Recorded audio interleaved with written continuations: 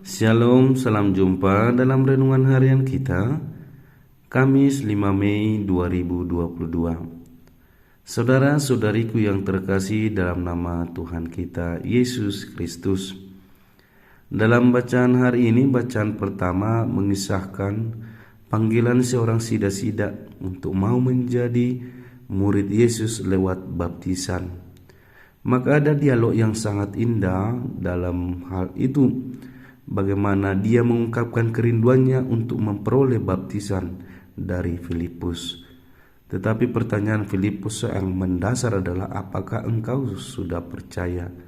Dan sida-sida itu menjawab, dia percaya kepada Allah Bapa, Putra, dan Roh Kudus. Saudara-saudariku yang terkasih, permenuhan kita lewat bacaan ini adalah bahwa memang untuk zaman kita saat ini tidak seperti zaman awal gereja. Zaman awal gereja, baptisan itu hanya diberikan untuk baptisan dewasa. Tapi untuk konteks kita sekarang ini, baptisan itu sudah dimulai pada bayi atau anak-anak. Maka pertanggungjawaban iman itu dibebankan kepada orang tua. Orang tua menjadi simbol dari iman anak. Apa yang terjadi kiranya menjadi permenungan kita bersama. Kita syukuri bagi mereka orang tua yang sungguh peduli dan merindukan baptisan itu untuk anaknya. Tetapi di sana-sini kita masih menyayangkan, kenyataannya adalah masih ada keluarga, khususnya bapak-bapak di dalam keluarga-keluarga Kristiani, yang baru memberi diri, memberi waktu untuk ke gereja atau memperhatikan iman dalam keluarga, tak kala anaknya mau dibaptis. Sebenarnya ini sungguh menyedihkan, karena dengan kata lain sebenarnya anak dipaksa untuk menggendong orang tua ke gereja, padahal yang sebenarnya orang tua lah yang menggendong anak ke gereja. Ini kiranya menjadi permenungan yang sangat penting untuk kita perhatikan, bahwa sebagai orang tua kita merindukan baptisan untuk anak. Dan seperti pertanyaan dalam bacaan pertama, apakah anak itu sudah percaya, dibebankan kepada orang tua.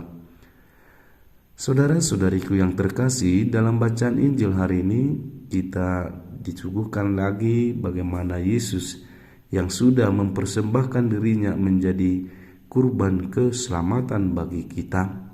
Barang siapa makan roti itu, dia tidak akan lapar lagi, dia tidak akan haus lagi, dan Yesuslah roti hidup itu.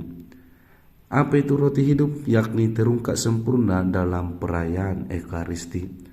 Maka sebagai orang yang beriman, seorang yang sudah dibaptis, kiranya menyatukan persekutuan dengan Tuhan itu dengan menyambut tubuh dan darah Kristus.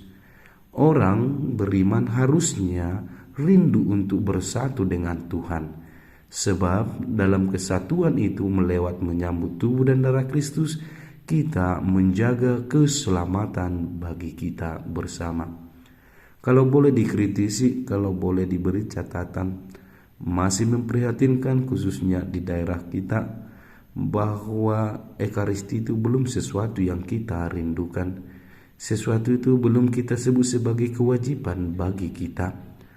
Maka hal ini sangat nampak tak kala ada perayaan-perayaan iman, baik itu di gereja-gereja ataupun di lingkungan-lingkungan, masih banyak orang yang tidak mau ikut terlibat di dalamnya.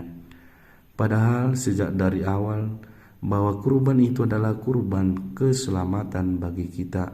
Menyambut tubuh dan darah Kristus adalah menjaga kita untuk tetap berada di dalam keselamatan itu. Maka permenungan kita, Bapak Ibu, saudara-saudariku yang terkasih, adalah bagaimana kita sebenarnya memahami tentang Ekaristi. Apakah itu sesuatu yang wajib, sesuatu yang kita rindukan, atau ketika tiba ada saja waktu kita, atau alasan-alasan yang lain sungguh menjadi kita buat alasan untuk tidak menerima atau menyambut Kristus dalam perayaan-perayaan iman kita. Saya yakin, saya percaya bahwa di dalam hati kita yang paling kecil, kita merindukan bersatu dengan Tuhan.